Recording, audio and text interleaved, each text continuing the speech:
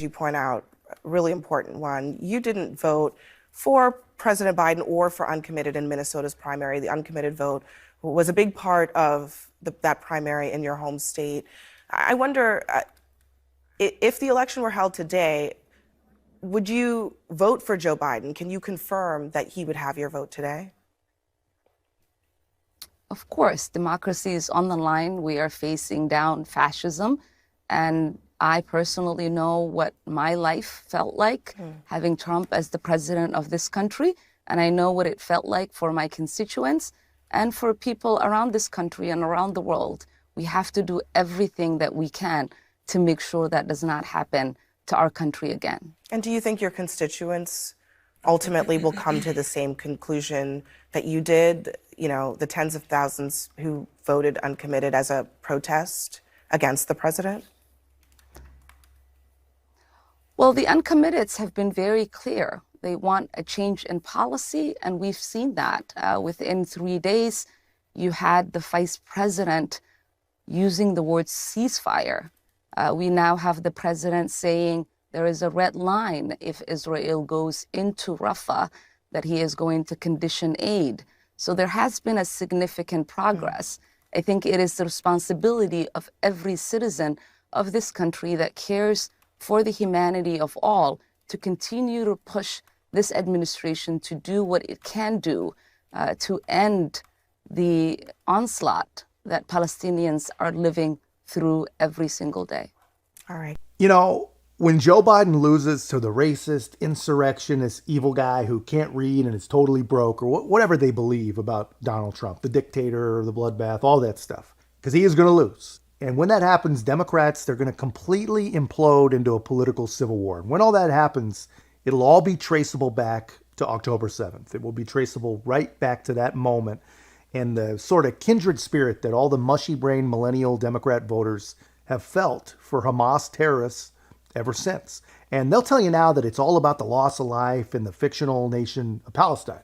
And I'll admit, if the figures that we're hearing are correct, that is a substantial loss of life, of innocent life. But on that topic, if the figures are correct, it would be literally the first time that that was the case in all the times that we've been down this very same road, right? But anyway, regardless of the figures, obviously war is bad. No one is discounting that. No one is denying that. And no one, except for Hamas, apparently, wanted this war. But this war is about self-defense, which really, if the left had any sort of intellectual integrity, which we all know they don't, but if they did, the efforts of Israel would be viewed no differently than Ukraine. But that will never, ever, ever happen. You know, the one thing that I think is almost guaranteed to happen as a result of all this is a real battle between whatever regular old school civil liberty type ACLU Democrats still exist, if any even do, between them and the progressive psychopaths that have literally taken over their party and looks like most of the base as well.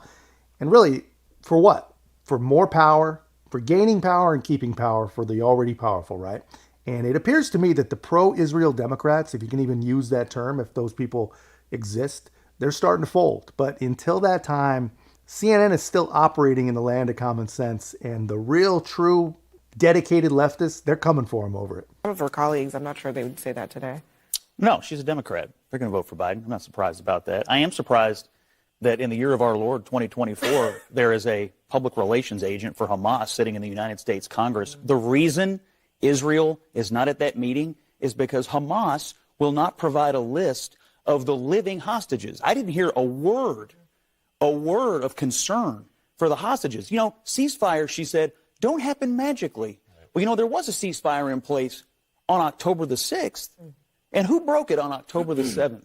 I cannot believe, honestly, what I heard out of that interview. What I want are for those hostages to come home.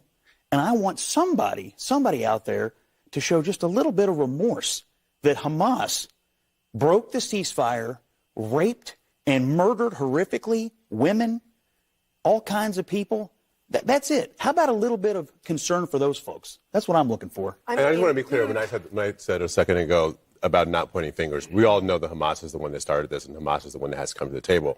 The question is now, how do we get to a ceasefire? And that means that all the parties in the region are going to have to be present to make that happen. Ilhan Omar there took this opportunity and your very important platform to say that Hamas was the good actor here. Hamas was ready for this meeting. And based on some conspiracy theory, our, Jake Sullivan, American representative, is maybe lying about what Israel wants to do and Israel's involvement. Look, I would not go to someone who is a supporter of the BDS movement for their advice on what Israel should do, or what the U.S. should do when it comes to Israel. She's trafficked in anti-Semitic tropes that seek to strip Israel and the Jewish people of their sovereignty, their identity.